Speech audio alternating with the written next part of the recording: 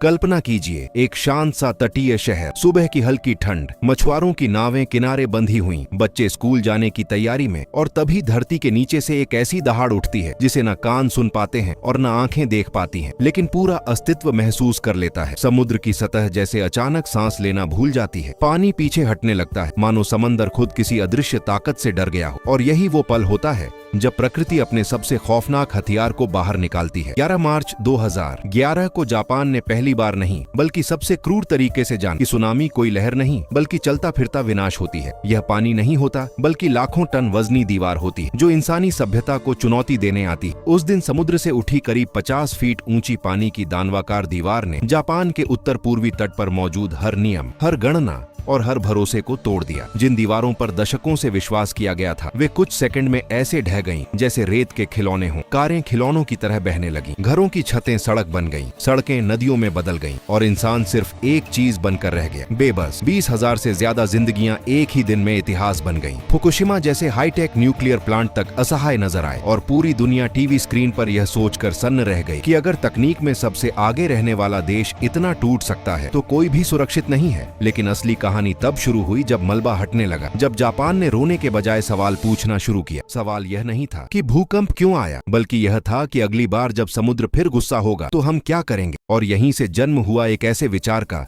जिसे सुनकर दुनिया ने पहले हंसी उड़ाई, फिर शक किया और आखिर में दंग रह गए। समुद्र को रोकने की दीवार कोई छोटी दीवार नहीं बल्कि 400 किलोमीटर लंबी, 50 फीट ऊंची और जमीन के भीतर 80 फीट तक ढंसी हुई कंक्रीट की एक अभूतपूर्व संरचना। यह सिर्फ निर्माण नहीं था बल्कि एक मानसिकता थी। जापान ने तय किया कि अगर प्रकृति को हराया नहीं जा सकता तो उसके प्रभाव को कम किया जा सकता है। इंजीनियरों ने कागज पर लकीरें नहीं खींची बल्कि 2011 की तबाही को दोबारा जिंदा किया। लैब्स में कृत्रिम सुनामियां बनाई गईं, हर लहर का व्यवहार रिकॉर्ड किया। यह देखा गया कि पानी कैसे दीवार पर चढ़ता है, कहां टूटता है, कहां अपनी ताकत खोता है। और फिर तय हुआ कि यह दीवार सीधी नहीं होगी बल्कि ढलान वाली होगी ताकि टक्कर झेली जा सके। जमीन के नीचे रेतीली मिट्टी को पहले फौलाद बनाया गया, हजारों पायल्स गाड़े गए ताकि दीवार सिर्फ खड़ी न रहे बल्कि डटी रहे। यह सब उस डर से जन्मा था जो 2011 ने जापान के डीएनए में भर दिया। लेकिन यह डर कमजोरी नहीं बल्कि ताकत बन गया, क्योंकि जापान समझ चुका था कि अगली लड़ाई बंदूक से नहीं बल्कि गणना,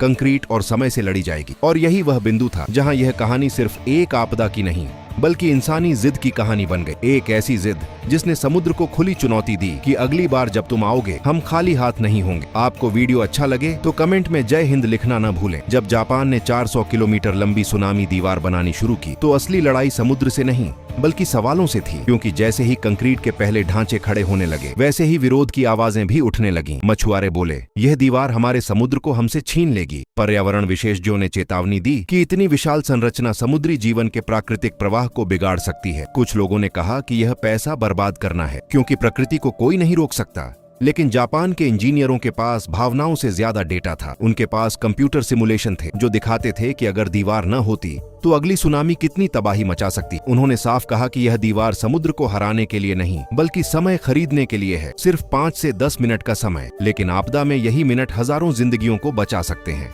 इसी सोच के साथ दीवार को सिर्फ ऊंचा ही नहीं बल्कि स्मार्ट बनाया गया। हर कुछ किलोमीटर पर सेंसर लगाए गए जो समुद्र के दबाव, कंपन और पानी की ऊंचाई को लगातार मॉनिटर करते हैं। जैसे ही समुद्र में असामान्य हलचल होती है पूरा सिस्टम अलर्ट मोड में चला जाता है। बंदरगाहों पर लगे विशाल स्टील के सुनामी गेट कुछ ही मिनटों में बंद हो सकते हैं। और यही नहीं, दीवार के सामने रखे गए टेट्रापॉड्स साधारण पत्थर नहीं बल्कि खास गणनाओं से डिजाइन किए गए थे ताकि लहर की पहली चोट वहीं टूट जाए। लेकिन जापान यहीं नहीं रुका। उसने महसूस किया कि अगर समुद्र ऊपर से खतरा है तो नीचे से भी वही समुद्र रास्ता बन सकता है। और यहीं से शुरू होती है एक और अविश्वसनीय कहानी, समुद्र के नीचे बनाई गई सुरंगों की। जापान एक द्वीपीय देश है जहां शहरों को जोड़ना जीवन रेखा जैसा है, लेकिन पुल तूफानों में बेकार हो जाते हैं और जहाज मौसम के गुलाम होते हैं। इसलिए समाधान था समुद्र के नीचे जाना, वहां जहां लहरों का शोर नहीं पहुंचता। इमर्स्ड ट्यूब तकनीक इसी सोच का नतीजा थी। विशाल कंक्रीट ट्यूब्स को जमीन पर फैक्ट्री में तैयार किया गया। हर ट्यूब किसी छोटे जहाज जितनी बड़ी और हजारों टन भारी। फिर इन्हें समुद्र में उतारा गया जैसे किसी सर्जरी में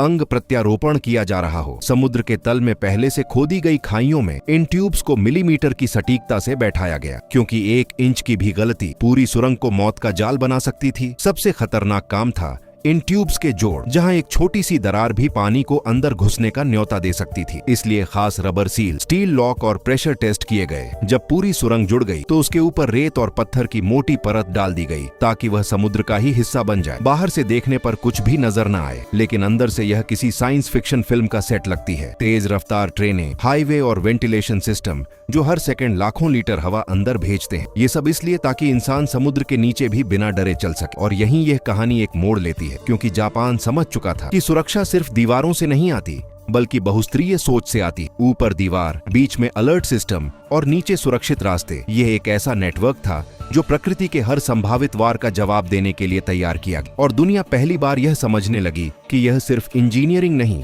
बल्कि भविष्य की रणनीति है। एक ऐसी रणनीति जिसमें हार मानना कोई विकल्प नहीं था। आज जब जापान के तट पर खड़ी वह 400 किलोमीटर लंबी सुनामी दीवार सूरज की रोशनी में शांत दिखाई देती है, तो पहली नजर में लगता है जैसे जंग खत्म हो चुकी हो। लेकिन हकीकत यह है कि यह जंग कभी खत्म नहीं होती, क्योंकि समुद्र याद नहीं रखता और प्रकृति चेतावनी देकर नहीं आती। जापान के वैज्ञानिक खुद मानते हैं कि कोई भी दीवार, चाहे वह कितनी ही ऊंची और मजबूत क्यों न हो, 100% सुरक्षा की गारंटी नहीं दे सकती। सिमुलेशन यह जरूर दिखाते हैं कि यह दीवार सुनामी की ताकत को 40 से 50% तक कम कर सकती है, जिससे लोगों को ऊंचाई की ओर भागने के लिए कुछ अमूल्य मिनट मिलते हैं। और आपदा में यही मिनट जीवन और मृत्यु के बीच का फर्क बनते हैं। लेकिन सवाल आज भी वही है, अगर अगली सुनामी 60 फीट या उससे भी ज्यादा ऊंची हुई तो क्या होगा? इस सवाल का कोई पक्का जवाब नहीं है। और शायद यही वजह है कि जापान ने सिर्फ दीवार पर भरोसा नहीं किया, बल्कि स्कूलों में बच्चों को सुनामी ड्रिल सिखाई जाती है। हर तटीय गांव में ऊंचे एस्केप टावर बनाए गए हैं। मोबाइल फोन पर कुछ सेकंड में अलर्ट पहुंचाने वाला सिस्टम लगाया गया है। यानी दीवार सिर्फ एक कड़ी है, पूरा समाधान नहीं। और यही सोच इस कहानी को बाकी दुनिया से अलग बनाती है, क्योंकि जापान ने स्वीकार किया कि प्रकृति को हराया नहीं जा सकता, लेकिन उसके असर को समझकर उसके साथ जीना सीखा जा सकता है। अब सवाल भारत जैसे देशों के लिए उठता है, जहां हजारों किलोमीटर लंबी तटीय रेखा, करोड़ों की आबादी और बढ़ता समुद्री खतरा मौजूद है। क्या हमें किसी बड़ी तबाही का इंतजार करना चाहिए, या हम पहले से ही सीख सकते हैं? जापान का मॉडल यह नहीं कहता कि हर जगह 50 फीट ऊंची दीवार खड़ी कर दी जाए, बल्कि यह सिखाता है कि जोखिम वाले इलाकों की पहचान, मजबूत early warning system, smart coastal planning और लोगों को जागरूक करना उतना ही जरूरी है जितना कंक्रीट डालना। यह निवेश सिर्फ इंफ्रास्ट्रक्चर का नहीं, बल्कि भरोसे का है। आने वाली पीढ़ियों को यह भरोसा देने का कि उनकी सुरक्षा किसी किस्मत के भरोसे नहीं छोड़ी गई है। और शायद यही इस पूरी कहानी का सबसे बड़ा संदेश है कि इंसान की जीत समुद्र को रोकने में नहीं, बल्कि उससे एक कदम आगे सोचने में है। जापान की यह दीवार कोई घमंड नहीं, बल्कि एक विनम्र स्वीकारोक्ति है कि प्रकृति ताकतवर है, लेकिन इंसानी तैयारी भी कमजोर नहीं। और जब अगली लहर आएगी, चाहे वह कितनी भी ऊंची क्यों न हो, जापान पूरी तरह न सही, लेकिन पहले से कहीं ज्यादा तैयार जरूर होगा। और यही तैयारी किसी भी सभ्यता की असली ताकत होती है। आपको वीडियो अच्छा लगे तो वीडियो को लाइक करना न भूलें और हमारे चैनल आनंद एजुकेशन 2.0 को सब्सक्राइब करना न भूलें। जय हिंद, जय भारत।